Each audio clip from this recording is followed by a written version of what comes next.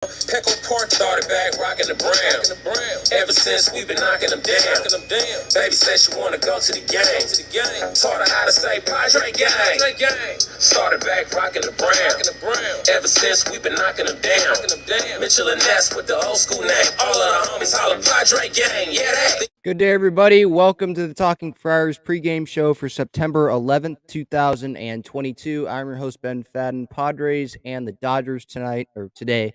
1:10 is the first pitch. Padres trying to get 2 out of 3 in this series against the Dodgers. One on Friday night in walk-off fashion.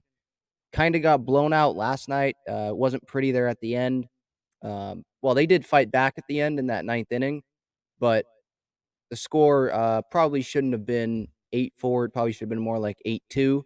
But the Dodgers didn't throw out, their best relievers there at the end of the game. They did have Kimbrel warming up at one point because they wanted to make sure if there was a safe situation, they had him available. But the Padres kind of got it handed to them last night. But they're going to try to avenge that today, try to get a series win, which would be big, not just because it's against the Dodgers and that can show fans and the Padres that, hey, we can beat this team, but also it's big, obviously, just for the wild card standings, right? You can keep winning games, and worst case scenario, if you win today, even if the Brewers win today, well, then you still have the same amount of games up on them as you did going into today, which I believe is 4 games technically. Let me check that in the standings. But I believe there are 3 games up in the wild card, but technically 4 because of the head-to-head advantage during their regular season series. If you have any questions, feel free to put them in the chat. Same thing with comments or just anything you want to talk about. After today's game, I'll be back with a series reaction. Yeah, so there are 3 games up in the standings on Milwaukee, technically 4 games. Philadelphia is a half game up on the Padres for the second wild card. So that's where things stand right now. Padres are looking for their 78th win on the season. Dodgers are looking for their 96th win. They're not going to be able to clinch the division here in San Diego, I don't believe. They would have if they won Friday. They would have a chance to sweep today, but they obviously didn't win on Friday. Musgrove and Andrew Heaney is the pitching matchup today. Joe Musgrove in his last start wasn't his best. You hope that he bounces back today. That was a start against the Diamondbacks, that Jorge Alfaro walk-off game, where Musgrove gave up a home run on the first pitch and then gave up a home run, I believe, to Dalton Varsho and Christian Walker. Those 3 home runs obviously were huge because that made the Padres have to go into extra innings there before Alfaro's, or was it? No, it was in the bottom of the ninth, I believe, right? Whenever it was. It was a tie game in that situation, obviously. No, or was it? No, they were down by 1. They were down by 1, and then Crony and Meyer scored on that play. So I'm confusing Alfaro walk-offs because he's had 4 this year. But yeah, getting back to Musgrove, it just wasn't his best start. Mislocation. Obviously, when someone struggles and it's a lot of contact, why is there a lot of contact? Because he's leaving pitches over the middle of the plate. He's probably not hitting his spots, right? And that's kind of what we saw a little bit with Snell yesterday, the Trey Turner double in the gap. It was kind of in the zone where Nola wanted it, but it was more over the middle of the plate than what Nola was asking for. And then he just couldn't throw strikes consistently with the fastball, especially in that 5th inning. So hopefully Musgrove doesn't have that problem, and it's about location, and he can locate today. Andrew Heaney on the other side of things, his last start wasn't great either, so I guess that's maybe good news. 5 1/3 innings is what he went against the Giants on September 5th. 6 hits he allowed, 6 earned runs, gave up 4 home runs, 90 pitches. So, yeah, his ERA is still under 3 for the season. He's been pitching good with the Dodgers. What a surprise. Someone who is like an average pitcher maybe with other teams comes to the Dodgers and he's amazing. Like Tyler Anderson was this year and Tony Gonsolin before he got hurt. I know he's been with the Dodgers, but it's just those smaller name guys. It's like, oh, of course, here they are pitching really, really well for the Dodgers. Shouldn't be surprised by now if you're following baseball. Um, but you would think that 6 earned run, 4 home runs allowed performance that he had last time out isn't something that's going to happen again. Uh, and I would expect it not to happen again. I mean, Petco Park, it's obviously not as hitter friendly as it used to be.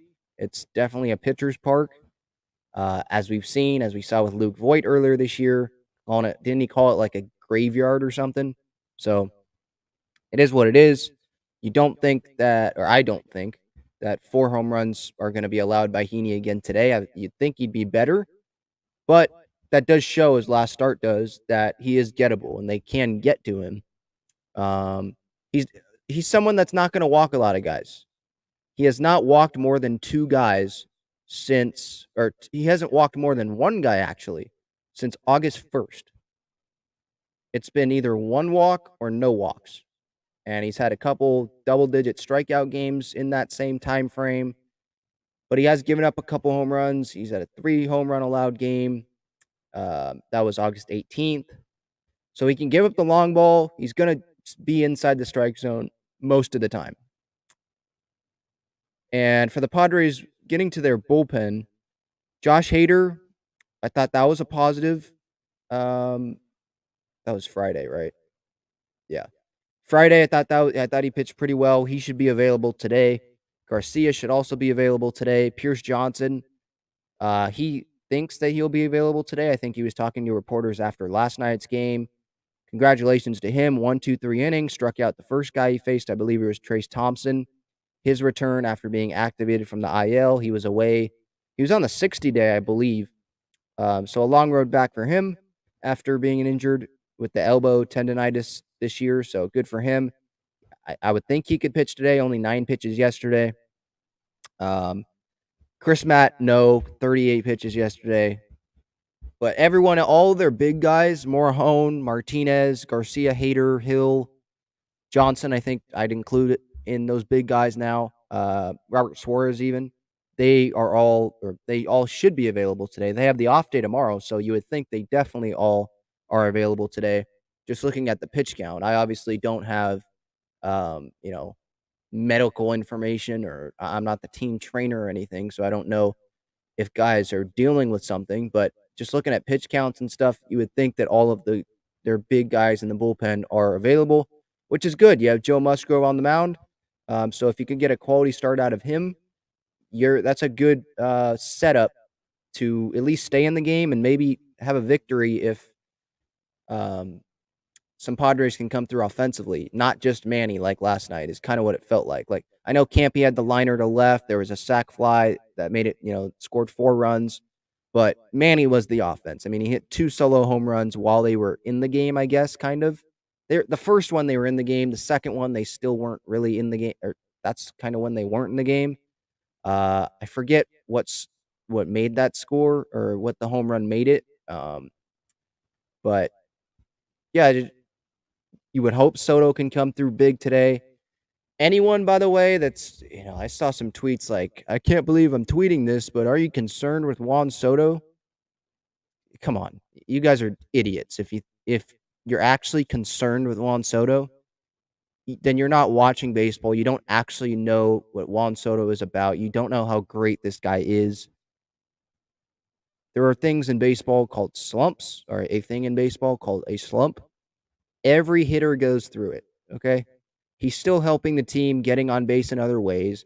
On Friday night when the Padres won, they wouldn't have won without him. Scored the game-winning run.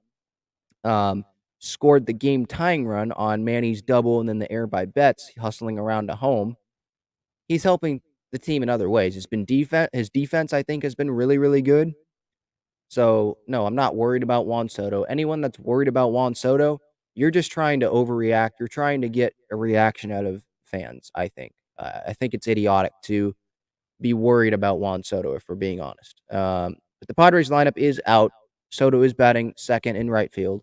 Kim's leading off, lefties on the mound, so that's what you would expect. Manny's at third base, hitting third. Bell's DHing. Myers is at first. Drury should be ready to go by the Mariners series starting Tuesday in Seattle, so that's good. Crony's at second base, batting sixth. Profar's in left. Nola's catching, and then Jose Azocar is back in center field. did not have the best day yesterday. Got caught stealing, kind of guessing first move with Urias on the mound, the lefty. Got picked off there. And then the outfield wasn't communicating. It was his ball that was hitting the gap on the Turner, I think, triple.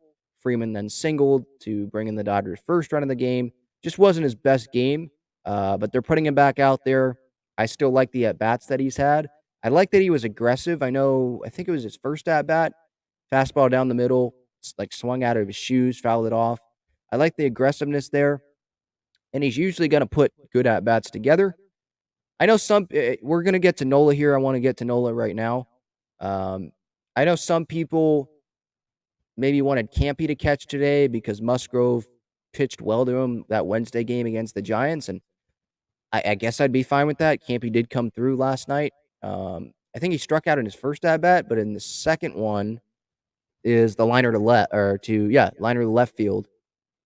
But hey, they're going with Nola. Musgrove, he's been pitching in Nola the whole year. So he's confident with Nola behind the plate. All of those great starts have come with Nola pretty much, except the Campy one last Wednesday.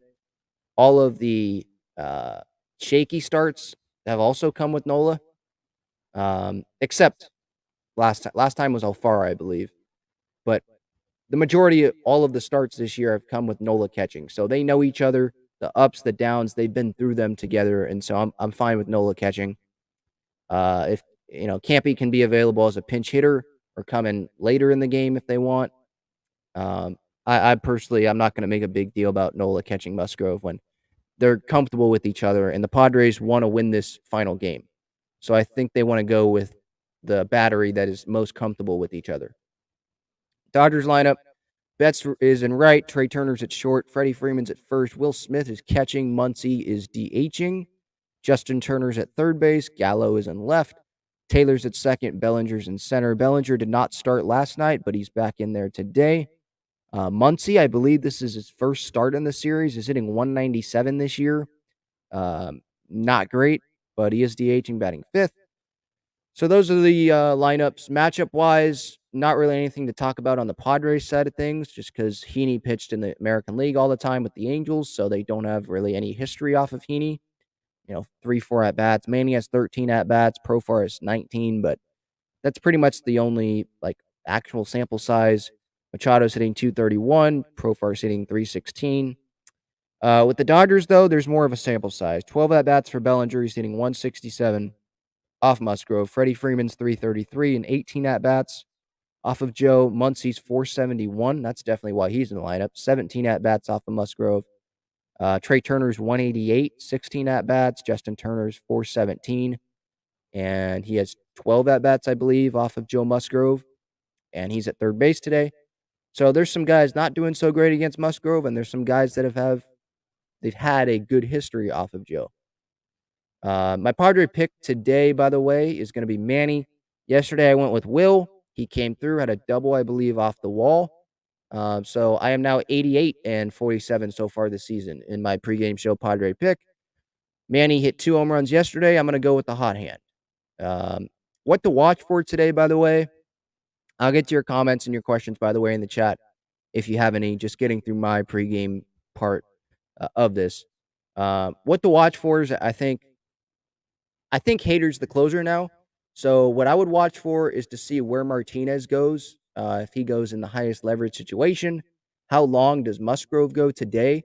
Considering that all of the bullpen guys, the big guys, Hader, Garcia, Martinez, Hill, Morahone, Suarez, Johnson even, they should all be available today. So does he only go 6 and they want to go 7, 8, 9? Does he go into the 6, not finish the 6? Knowing Musgrove, he wants to go 7, right? Probably. That's just the competitor that he is, but they do have the off day tomorrow. So if Musgrove does get into any trouble, does Bob Melvin have more of a shorter leash on Joe today than normal? I think that's something to watch for today. So 110 is the first pitch, Valley Sports San Diego. 97.3 The Fan is where you can watch or listen to it. And let's get to some chat, some comments here before I get out of here. By the way, By the way, by the way, Milwaukee plays Cincinnati today. they finish up that series. Let me check what time that game's on. I know everyone's going to be focused on the NFL, and I'll be watching some of the games today. But look, I'm a diehard Padres fan. I'm not someone that's going to say, "Oh no, I'm going to talk Padres," and then, I don't fulfill that, right? Like, I'm going to talk Padres all year long, every day. Like, that's who I am. I root for the Vikings. I have family in Minnesota, but ever since that team left, um, I'm all in on baseball.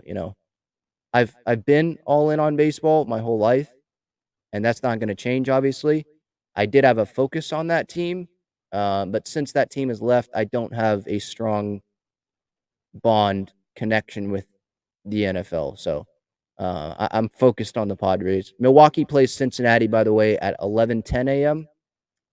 So look, you can watch that. That's a couple hours before this Padre game gets underway. All right, in the chat here. Yeah, Irie says Will just missed one last night. I agree. Yeah, double off the wall. David asks, what do you expect to see today? I expect to see a competitive game. I think the Padres can win. If there's some offense for Joe, I think that's a good formula to win. I mean, Joe, I don't expect him to give up 3 bombs today. I expect him to be better than he was in his last start. I expect the offense to score. Here, I'll say this. I expect the offense to have more guys on base than they did last night, and I expect it not to be a one-man show, which is what it was the majority of the game.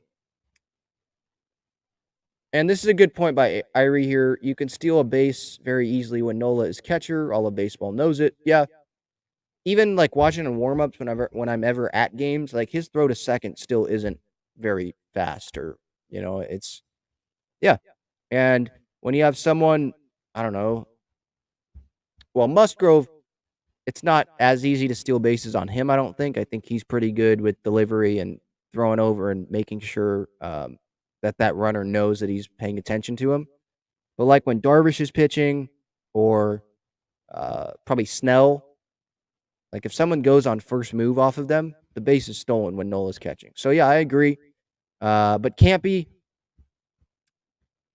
I just go back to I'm just trying to try to come from the player point of view, I guess from like Musgrove. Like Musgrove probably wants Nola catching him, the comfortable factor, comfortability, if that's a word factor.